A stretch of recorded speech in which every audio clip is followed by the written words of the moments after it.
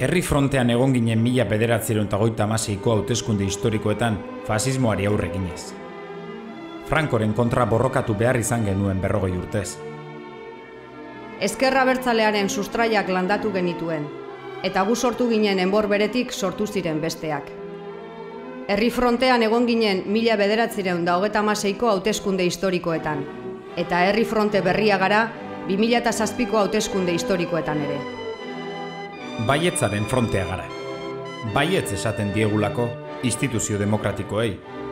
Sentsibilitate politiko guztiek parte hartzeko eskubidea izan behar dutelako.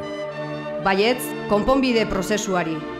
Gatazka honek benetako konponbidea behar duelako. Baietz, Euskal Herriari. Gure herriaren askatasun nazionala eta soziala eskuratzeko jaio ginelako. Baietz, erabakitzeko eskubideari.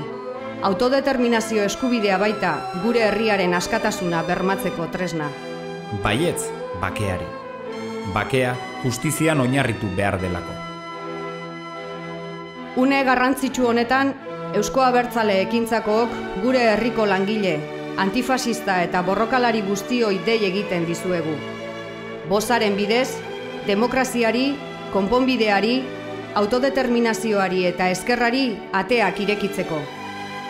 Gurekin batera, Euskal Herriari ateak irekitzeko deia luzatzen dizuegu. 1930ean, Euskal Herriko eskubide nazionalak eta langileonak defendatzeko sortu ginen, eta orain, orduan agindu genuena betetzera gatoz. 36ko gerran eta frankismoan borrokatu zirenen ondorengoak garelako. Herri frontean egon ginen 1936ko hauteskunde historikoetan. Eta Euskal Herriko historiari bideak irekiko dizkiogu 2007ko hauteskunde historikoetan.